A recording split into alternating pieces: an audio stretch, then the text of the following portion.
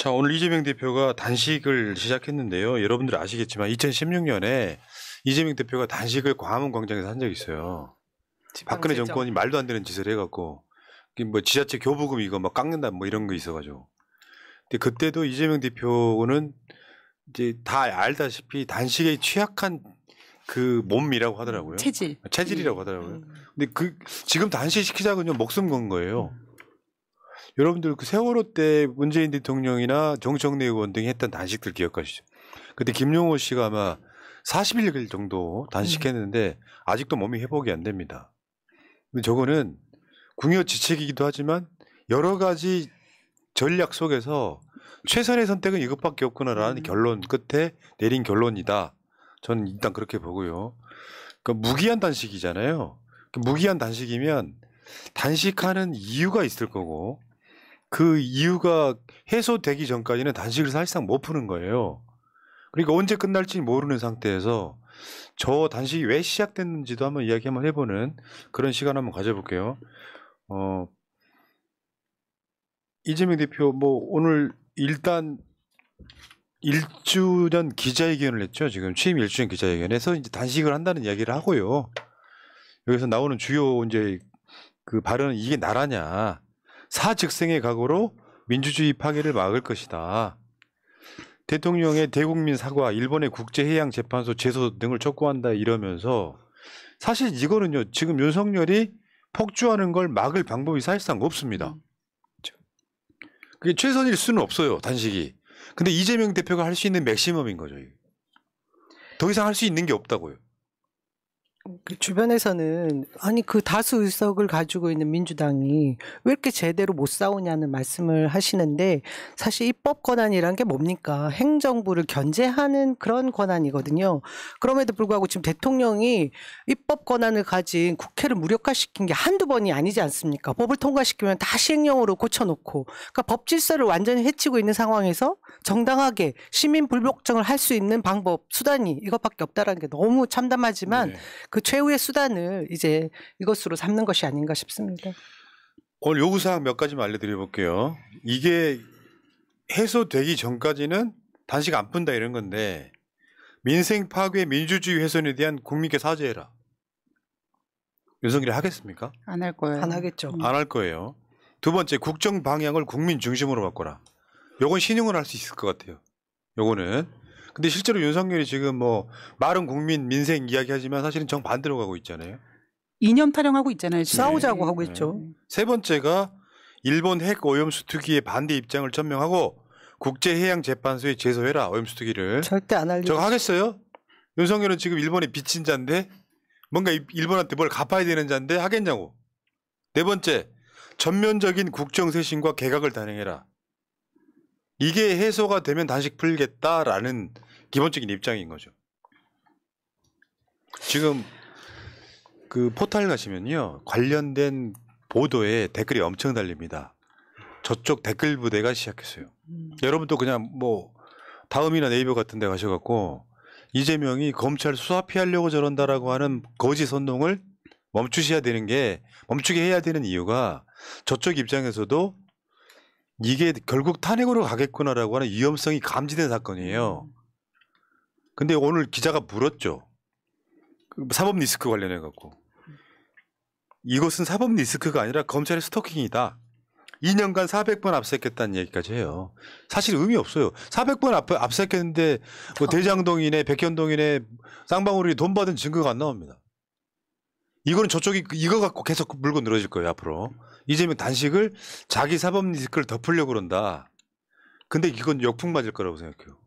왜냐하면 국민들 오늘 여론조사 나온 게 있지만 70% 이상이 반대하는 짓을 윤석열이 사실상 돕고 있고 오염수 방류 대놓고 찬성하는 건 대한민국 정권밖에 없잖아요. 이들 프레임을 바꾸려고 노력할 텐데 안 될 거다 이런 거 보는 거예요. 반대로 오염수 방류 찬성을 덮으려고 이재명 사법 리스크를 가져왔다는 프레임에 갇힐 수 있는 아주 중요한 사건인 거죠. 드러난 리스크는 더 이상의 리스크가 아니라고 다들 아시지 않습니까? 그렇죠. 그리고 지금 대선 이후로 1년 반이 지났습니다. 그동안 이재명 대표가 혐의점을 가지고 있던 여러 가지 의혹적인 사건에 있어서 증거를 내놓지 못하는 검찰에 대해서 국민들도 이제는 다 알 만큼 알게 되지 않았습니까?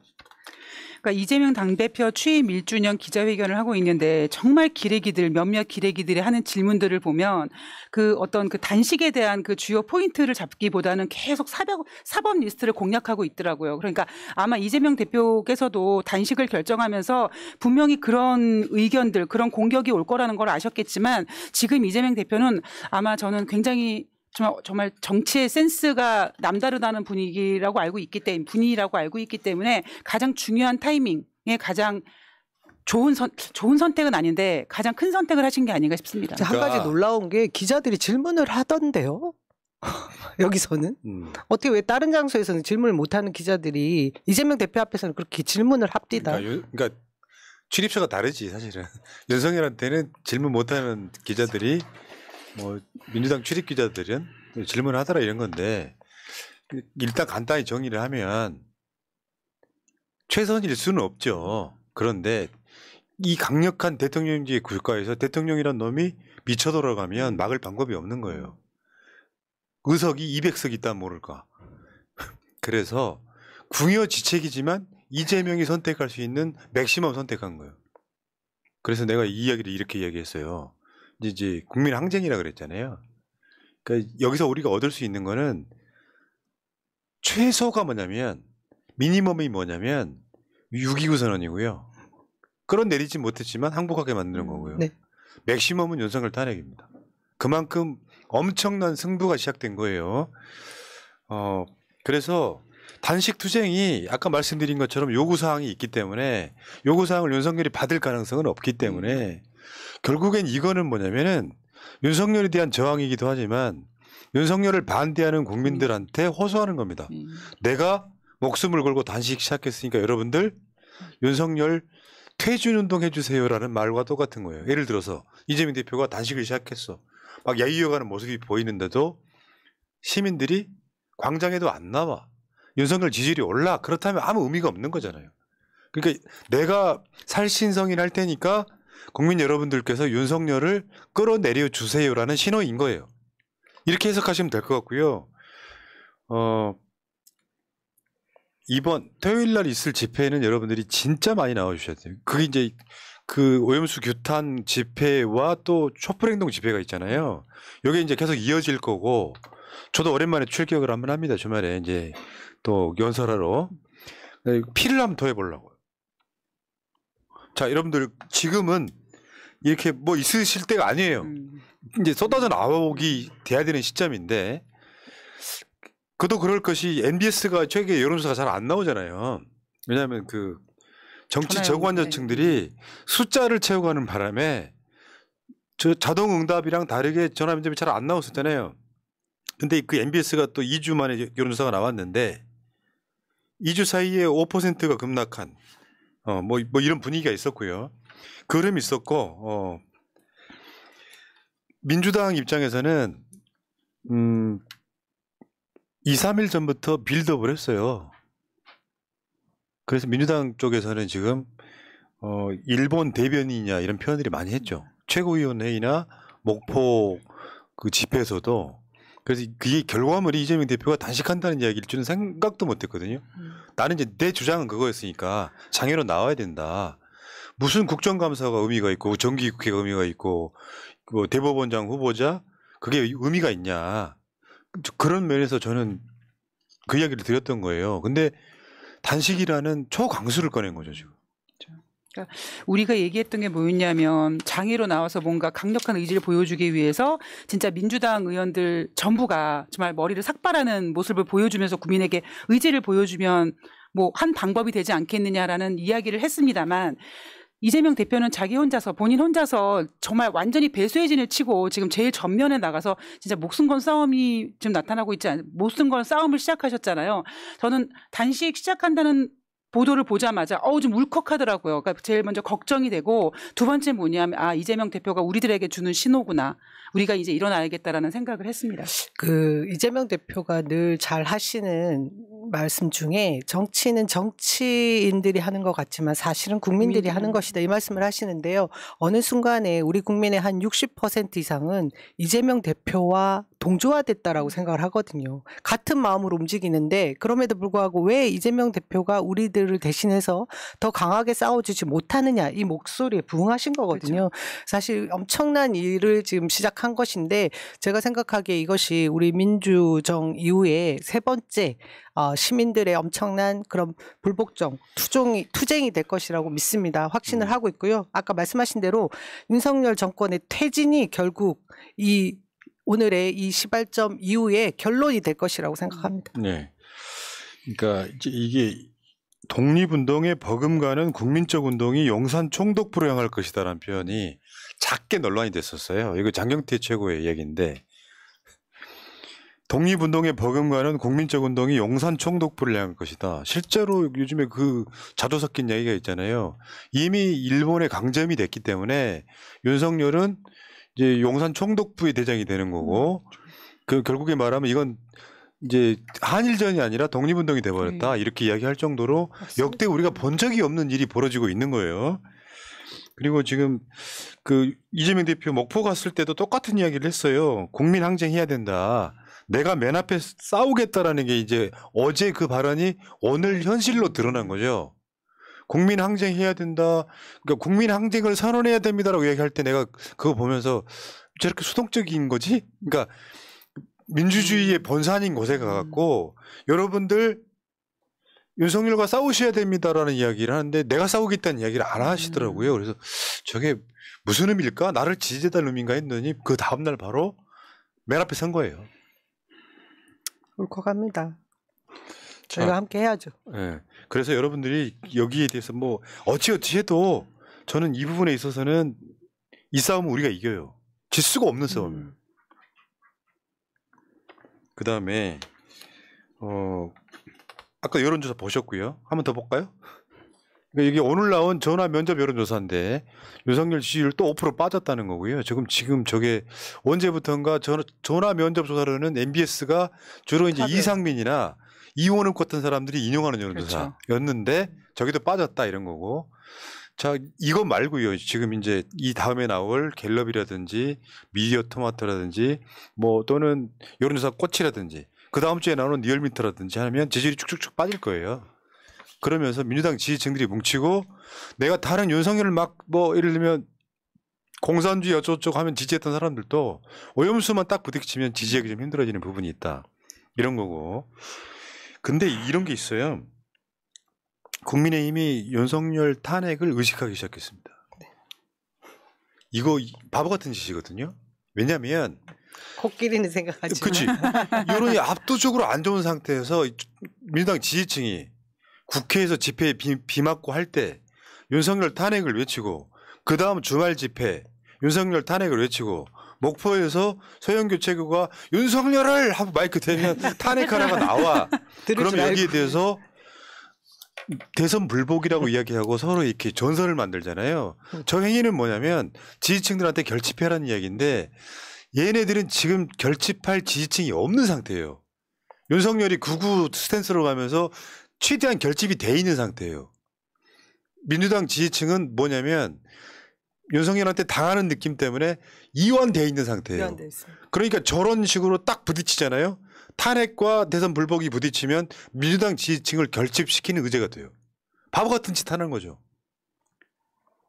제가 오늘 그 지역 순회하면서 저희 지역에 그 편의점 사장님을 뵀는데요. 그분이 그 말씀을 하시더라고요. 평소에 새날도 너무 즐겨 듣고 남영희 위원장 유튜브 출연하는 것도 잘 보고 했는데 요새는 정말 답답해서 다 끊었다. 뭐 하는 것이냐. 우리가 이명박 박근혜 그 10년 견디면서 이후에 정권 교체하고 10년, 20년은 갈 줄 알았는데 지금 이게 뭐냐 이러고 막 비난을 하셨거든요. 진짜 비판을 하셨는데 전 제가 그것을 당연히 달게 받아야 된다고 생각을 했고 근데 오늘 이후에 우리 이 사장님이 분명히 생각을 달리 하실 거라고 봅니다. 그리고 사실 뭐 윤석열이 뭐 잘하고 못하고를 떠나가지고요.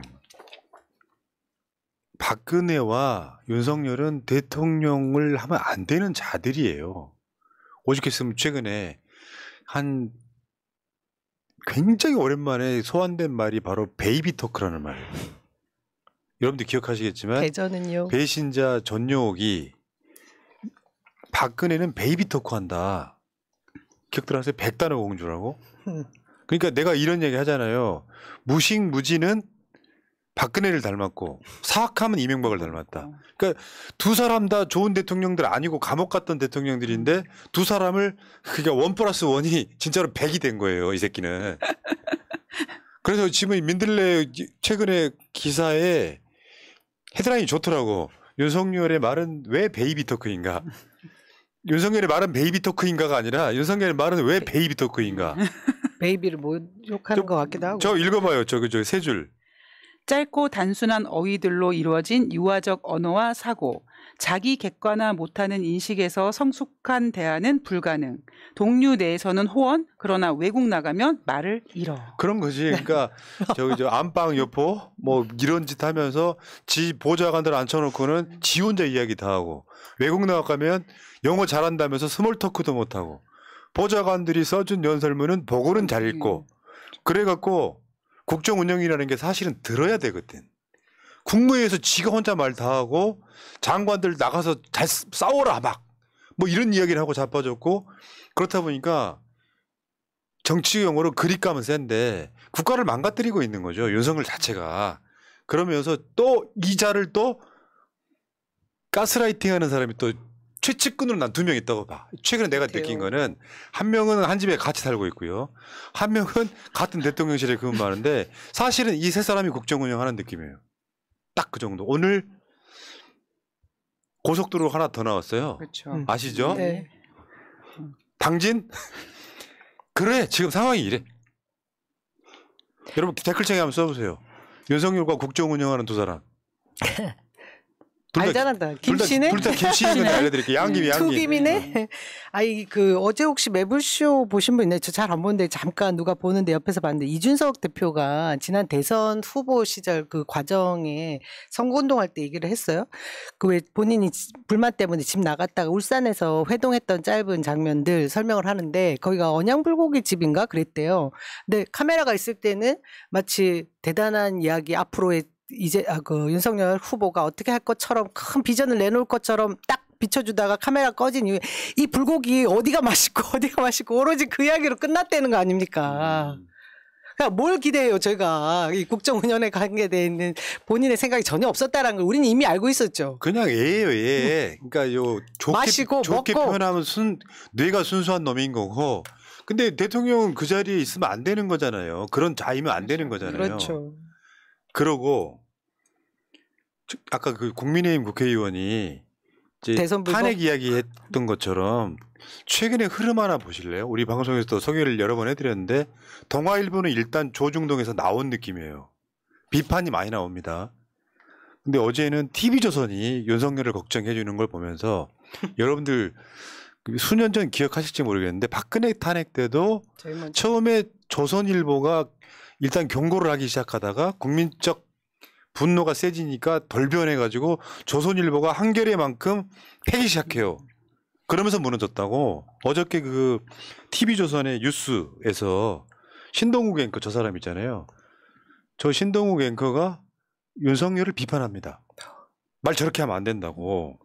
슬슬 윤석열이 걱정되기 시작하는 거죠. 깜짝 놀랐어요. 조선 너마저? 동아는 최근에 신동아부터 해서 뭐 칼럼, 대기자들이 쓴 칼럼 내용들도 그렇고 계속 정부 비판을 하는 얘기들이 있었는데 조선은 지금 이렇게 노골적으로 비판한 건 처음이지 않아요? 뭐라고 그랬냐면 아무리 좋은 소신과 철학이라도 국민을 둘로 나누는 거라면 단호히 반대합니다. 우리는 이미 남북으로 허리가 잘렸고 동서로 사지가 찢겨진 나라에서 살고 있으니까요. 대통령은 자신의 당선을 국민 편가르기 하지 말고 통합의 정치를 하라는 간절한 호소라고 했습니다. 그 다짐을 되새겨야 할 갈림길에 서 있는 듯합니다. 이 갈림길은 뭘까요? 탄핵의 갈림길이야. 저렇게 나가면 위험한데라는 걱정입니다. 근데 이미 사실 조중동의 어떤 논설들을 보면 살짝 약간 너 조심해라는 경고는 몇 번 했는데 이렇게 언론 방송을 통해서 공식적인 경고를 한 건 이번이 가장 크게 보여줬던 그러니까 것 같아요. 조선일보 쪽에서 봐도 너무 나가고 있거든요. 그건 뭐냐면 그냥 지질로 나타나는 거예요. 우리가 여론조사라는 게 없다면 윤석열이 잘하는지 못하는지 몰라요. 언론만 장악하면 막 찬양 방송만 내보내면 되는데 근데 이 사람들이 봐도 저건 너무 심하다. 1+1을 100이라고 하는 사람들과 정치 못한다 같은 소리 해버리잖아요. 그러면 정권이 위험해질 수밖에 없으면 윤석열이 무너질 가능성이 있으면 조선일보도 같이 망하는 거거든. 그래서 여기다가 인증샷 하나 남겨놓는 거예요. 우리도 걱정했다. 근데 윤석열이가 지금 걱정하고 있는 건 뭐예요? 보고 있는 것이 뭐냐고. 그거 유튜브 봅니다. 그러니까 그쪽 내에서는 윤석열 대통령이 시원하게 잘한다 할 수 있지만 조선일보 입장에서는 걱정되는 거죠. 그러니까 지금 흐름은 뭐냐면 저쪽 세력들도 슬슬 탄핵을 걱정하기 시작한 거예요. 불안해진 거죠. 그죠? 자신의 아니와도 직결되는 사안이고 저는 조선이 이 대통령의 언어를 가지고 이야기한 부분에 가장 심각하게 본 부분이 그거 같아요. 1+1을 100이라고 생각하는 세력들과 싸워야 된다라고 한 부분. 우리 국민들하고 싸우자고 얘기하는 대통령이 말이 됩니까? 이건 끌어내려야 되는 것밖에 안 되는 거거든요. 그 명분을 제공했다라고 보기 때문에 이런 이건 큰일 난 거야. 선을 넘었어. 이걸 얘기하고 있는 문제는 그 자가 어떤 사건이라도 대국민 사과 안 하는 자가 이명박이는 그 광우병 쳤을 때 사과했잖아요. 근데 그걸 광우병 괴담이라고 말하는 새끼들 한번 생각해 보세요. 그럼 명박이는 왜 사과했습니까? 그 광우병 이야기는 제가 그 당시에 나름대로 온라인에서 유명한 사람이었기 때문에 다시 설명할 수도 있어. 스킵할게요. 근데 여론조사는 그렇다 치더라도 제가 새날 유튜브 커뮤니티에 간밤에 문득 떠오르는 게 있어서 이제 이쪽에 설문을 한번 해봤어요. 그거 한번 설명해 드리려고요. 이 시점 현재 5만 명 넘게 투표를 했어요. 탄핵. 저건 이제 탄핵 반대하는 사람들이 있어서 지금 탄핵 시점 아니다라고 하는 사람들이 있어갖고 이제 그거를 이제 막기 위해서 주어 목적이 없다. 탄핵이라 말만 주고 어떻게 하냐? 지금 당장 96%. 5만 1,000명이 지금 투표했고요. 지금 5만 2천 명 넘어갔어요. 총선 끝나고 하자가 4%예요. 저분들 총선 끝나고 하자는 분들도 탄핵을 반대하는 건 아닐 수도 그렇죠. 있죠. 네. 그죠? 그러니까 거기다가 탄핵하지 말자는 아예 안 넣었어요. 네. 왜냐하면 진짜로 윤석열이 싫어하는 사람들이 어떤 기분인가를 한번 느껴보게 하기 위해서 저건 어떤 효과가 있냐면 나만 그렇게 생각하는 게 아니네라는 민심인 거예요. 그렇죠. 만약에 푸나님이 저기다가 지금 당장 총선 끝나고 탄핵하지 말자라고 하나 놓으시면 전 저기 아마 투표 안 했을 겁니다. 그러니까 뭐냐면 국민들이 잘하시네. 현재 여론조사에 탄핵 이야기가 나오지는 않잖아요. 그렇죠. 근데 나만 그렇게 생각하나 했을 때 나랑 생각하는 사람이 최소한 5만 명쯤 되는 거예요. 새날 들어오는 사람 중에서만 동지들이 많다는 걸 서로 인식하게 되는 거죠. 나름대로 고도의 전략이었다는 말씀드리고요. 일단 이재명 대표가 목숨 걸고 하는 단식을 혼자 하게 내버려두면 안 되고요. 일단 민주당이 할 수 있는 모든 걸 다 해야 됩니다. 지금 국회가 중요한 게 아니에요. 어차피 지금 예산안 심사를 해야 되는데 저쪽은 그렇게 이야기할 거예요. 이재명이 사법 리스크를 덮기 위해서 민생을 팽개쳤다. 지금 그렇게 나오고 있어요. 근데 그게 속아 넘어갈 사람은 없는 거죠. 국민들 수준도 엄청나게 높아졌습니다. 근데 하도 많은 것들이 있으니까 선택과 집중만을 해도 오염수 방류는요 과학일 수가 없어요. 오히려 일본의 말만 믿고 IAEA 말만 믿고 국민의 말은 들은 척도 안 하고 있는 자들이잖아요. 선택과 집중을 해서 윤석열이 이재명 대표가 지금 요구했던 4가지 제안 사항에 대해서 답 못할 게 뻔하니 제가 봤을 때는 이재명 대표의 건강을 해치지 않는 범위 내에서 많은 국민들이 길거리로 쏟아져 나와야 되는 시점이 돼버렸다. 저는 그렇게 생각합니다. 10일 넘어가면 이재명 대표 좀 위험해져요. 그러니까 첫 번째는 그 단식이 잘 체질에 맞지 않는 그런 이제 건강을 갖고 계신 분이고, 두 번째는 사실 우리가 알고 있는 이재명 대표님 되게 독하신 분 아닙니까? 그러니까 다른 의원들 이렇게 단식한다고 뒤에 가서 이렇게 뭐 먹고 우리가 좀 그런 분들이 있다라는 걸 알고 있잖아요. 근데 이재명 대표님은 그러지 않으실 거라는 거, 진짜 독하게 단식하실 것 같아서 우리가 빨리 그 시간을 좀 끊어드려야 되지 않을까 싶습니다. 이재명 같은 사람이 무슨 옛날에 김영삼이처럼 뭐 보름달 카스테라 이런 거. 이 시각에 지금 국회 앞에 벌써 보수 극우 유튜버들이 이재명 대표 단식을 조롱하기 시작했다고 합니다. 우리들이 진짜 함께 같이 동조해야 될 것 같습니다. 문득 그 생각이 떠오르네. 뭐 일부지만 이쪽 진영이 찢어지지 않았다면 지킬 부대가 있었는데 안타깝습니다. 자, 이상구님, 권오규님, 쉐리맘님, 게로치님 감사합니다.